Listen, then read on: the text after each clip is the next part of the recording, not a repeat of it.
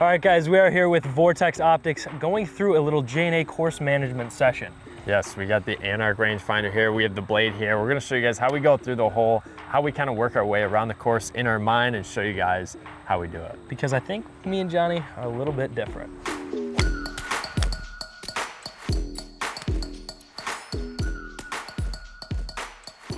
So we're on hole 1 here at Deer Valley, and looking at this hole, it's a 470-yard par 5. So right away I'm thinking, how can I get there in 2 while staying the most safe I can stay? I've never played here, so when I scan this first hill, I see a hill over there, I'm just gonna scan that. It's 312, and if I scan the pin, it's 470. So I could drive 312 and have about 160 in, but it gets a little more narrow up there, so I don't really wanna risk that. If I scan a tree on the right, it's 223, and that looks like the widest part of the fairway. 223 would leave about 250 in. Is that mathing? I wasn't even paying attention. I was thinking what I was about to do. Yeah, leave about 250. But then that tree, I know I can go a little further than the tree. So a little 2-iron action, about 250. It's about 200 into this green. I think that's the safest route. I'm gonna go with 2-iron. That little draw. Let's see, that might have taken too aggressive of a line here. Oh, No, it's center of the fairway. Yeah, I love that. great swing. Now, personally, I don't have a 2-iron, and I'm not very confident in either my driver or longer woods, especially, I mean, we haven't teed off yet today, so this will be the first swing of the day. Considering that, I love my 4-iron, especially when it's a fairway finder. That's what my dad said. He's like, if you can keep the ball in front of you, you know you're gonna be in good shape. So, I mean, I'm buzzing this tree right here on our right, and I'm getting 223, which is exactly my 4-iron yardage. So That's what I got. What? That's what I got, exactly. For the tree? Yeah. Yeah. Look at that accuracy. So, like, as the fairway is narrowing, I know my 4-iron will go just before that, so should be perfect, and then give myself an opportunity at going for the green in 2. Mr. 4-iron. Yeah, Johnny showed me exactly what needs to be done, so looking winds off our right here, going to the left, so it's gonna favor my draw. So aim right side of the fairway, let the draw do its thing. And I cut it. Oh, this is gonna be great. Oh boy. We're gonna go find it.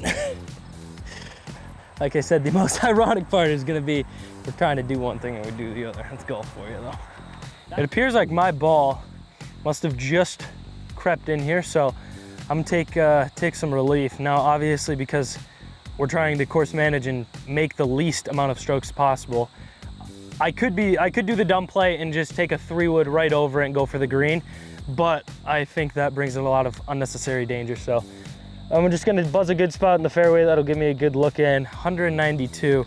Could go right. Are you scanning that? You could scan that, whatever that tower is right there. Yeah.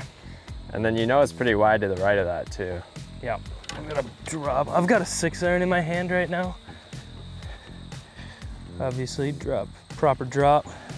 See that windmill out there? That's about 225, so I know it'll be about 205 downwind. I'm gonna take it right at that, and then the ball's way above my feet, so it's gonna come off a little left.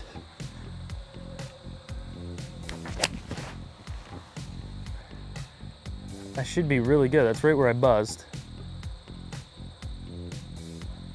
All right, just nearly in the fairway there. So I kind of have blocked vision here.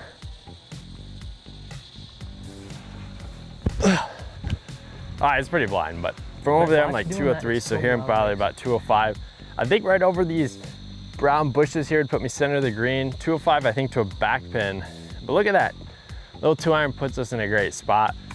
To a back pin, 205, I'm always thinking, let's go 195. I don't want to fly long. Go a nice 7-iron. Nice and easy.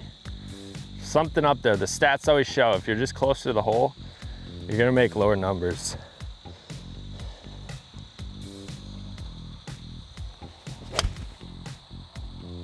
So a little too dry. Probably should have played for that. But it's up there. Now, obviously with course management, sometimes you gotta get lucky, and I certainly did here. I didn't realize there was gonna be a windmill in the middle of the fairway. But we avoided that. I've got 90 yards to a back blue pin. So I'm thinking, obviously, you're not gonna wanna fly it all the way there because then you risk going over the green. So ideal number here is gonna be like 85 yards out of the rough. It's gonna be a little bit harder to control, so you do want to veer on the shorter end.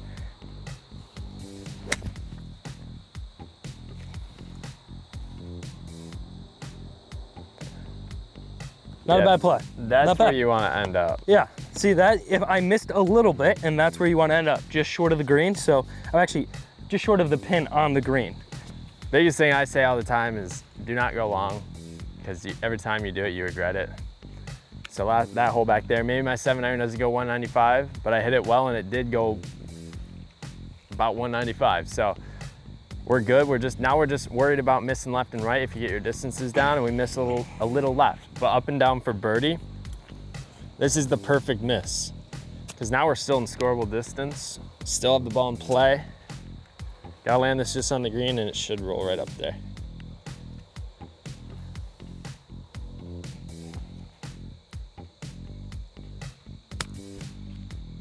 It's gotta sit. Not bad from there. It's tough. Not bad. For slower greens and having a decent That is amount of room. I think on the scale of up and downs, that is considered a harder up and down. It's tougher for sure. So I don't think you can expect, especially someone that's like a weekend golfer. So I'd be very pleased with that shot personally. But Tiger, I was thinking about the Tiger has a few golden rules, two of which being don't bogey par fives and no 3 putts. So I've got to make sure, I'm probably going to break one of the rules because my tee shot was not. That's a good great. rule right there. So I'm probably I just got to make sure I don't break a second rule, which is the no 3 putts. So I'm probably a good 25, 30 feet out. So I'm only thinking inside the 3-foot hula hoop. If I'm in there, it was a good putt. Greens are fast. Sit. Oh my gosh. Zoom. I broke 2 of the rules. Race. It's at the racetrack. Trust where you think it's going and you commit. Any hesitation over the ball is where you're gonna see a lot of downfall. Break. Oh, a little bit more pace. And just like that, I mean, we didn't get the birdie, but any pars are good. If you just make pars in your round, you're golden. If you just keep the ball in play like I just did, you're golden. You don't have to always get birdies. That's a misconception. You get a few birdies in the round with safe pars, you're chilling.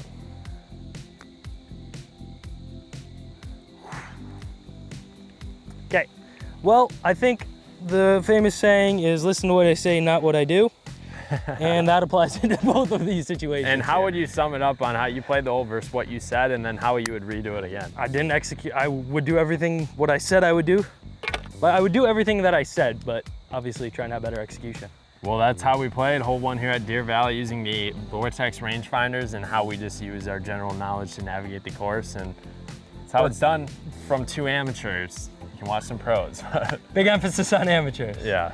But I hope you guys did enjoy, and you guys can watch Johnny's first course management video right here. Watch it.